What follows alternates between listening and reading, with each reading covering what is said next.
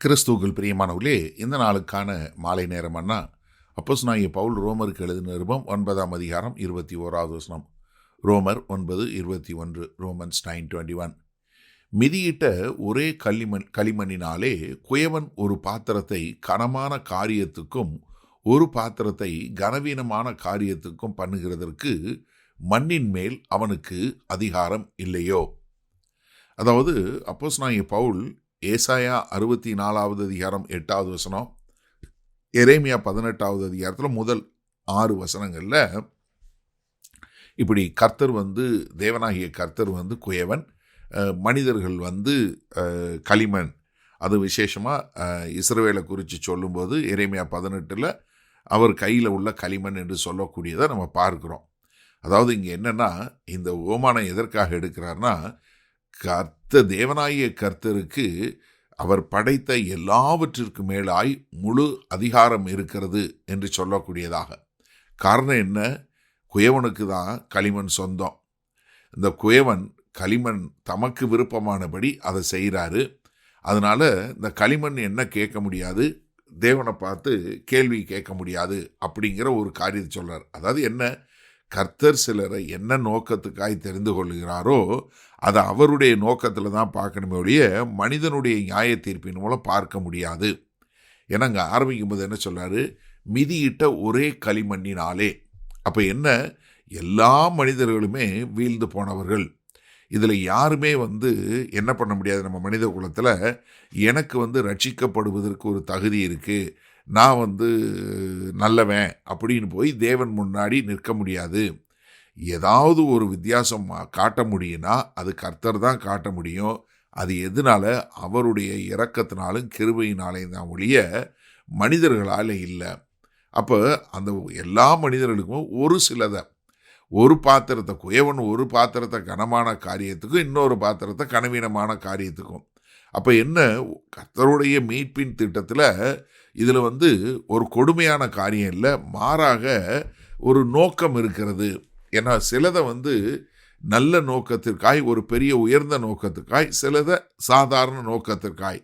அப்போ என்ன, கர்த்தர் ஒவ்வொருத்தரையும் தன்னுடைய நோக்கத்துக்கு தெரிந்தெடுத்திருக்கிறார் என்பதை நம்ம புரிந்து கொள்ளணும்.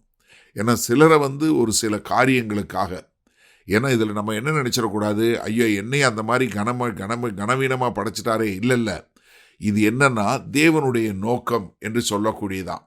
ஏன்னா அங்கே சொல்லும்போது தேவனுக்கு அதிகாரம் இல்லையா அப்படின்னு சொல்லும்போது, இப்போ பவுல் சொல்லி கொண்டு வந்த அவருடைய வாதத்தை பாருங்க. கர்த்தர் ஈசாக்கை தெரிந்து கொண்டாரு, இஸ்மாயிலை தெரிந்து கொள்ளலை.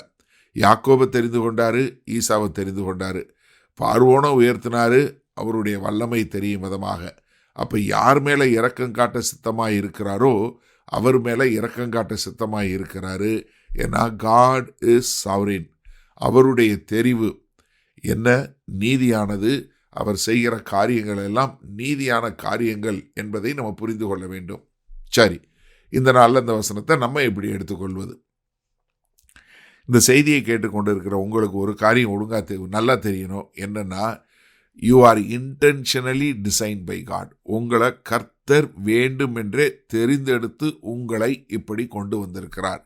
நீங்கள் இந்த பூமியில் என்னவா பிறந்திருக்கிறீர்களோ அது ஒரு விபத்து அல்ல, அது தேவனுடைய செய்கை.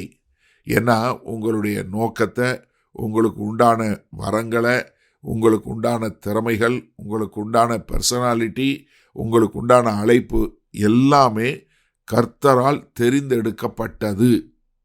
அப்போ நீங்கள் என்ன பண்ணணும்னா, ஆண்டவரே என்னை இந்த மாதிரி படைத்தீங்க, அதற்காய் நன்றி. என்னை இப்படி ஒரு தனித்தன்மையாக, என்னை ஒரு யுனிக்காக படைச்சிருக்கீங்க, அதற்காய் நன்றி என்று சொல்லி நாம் கர்த்தர்கிட்ட இருக்கக்கூடிய மக்களாக. ஏன்னா அதை தெரியும் போது என்ன வருது, கர்த்தர் ஒரு ஏக சக்கராதிபதியாய் எல்லாருக்கும் என்ன பாதுகாப்பு கொடுக்கணுமோ அதை கொடுக்குறாரு.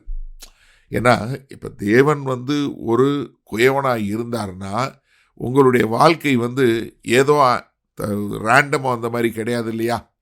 ஏன்னா எந்த ஒரு கடினமான சூழ்நிலை இருந்தாலும் அவருடைய கரம் உங்களை உருவாக்கி இருக்கிறது. அப்போ என்ன, நமக்கு கர்த்தருடைய ஞானத்திற்கு முன்பாக நமக்கு என்ன வரணும்? மனத்தாழ்மை வரணும். ஏன்னா எப்படி இந்த களிமண் குயவன்ட்ட சண்டை போடாதோ, குயவனோட தர்க்கம் பண்ணாதோ, அதே மாதிரி நம்ம என்ன பண்ணணும், கர்த்தருடைய திட்டம் என்ன என்பதை நமக்கு புரியலைனா கூட நம்ம அவர் எல்லாவற்றையும் சரியாய் செய்வார், நேர்த்தியாய் செய்வார் என்று நாம் முழுமையாக நம்பி நம்மை ஒப்பு கொடுக்க வேண்டும். அப்போ எனக்கு அருமையானவர்களே, நீங்கள் ஒரு விபத்து அல்ல. உங்களை கர்த்தர் வேண்டுமென்றே தெரிந்தெடுத்திருக்கிறார். உங்களை தனித்தன்மையாக படைத்திருக்கிறார். இதற்காய் நாம் கர்த்தருக்கு நன்றி சொல்வோமா? வல்ல பிதாவே, இந்த அருமையான நல்ல நாளுக்காய் நன்றி.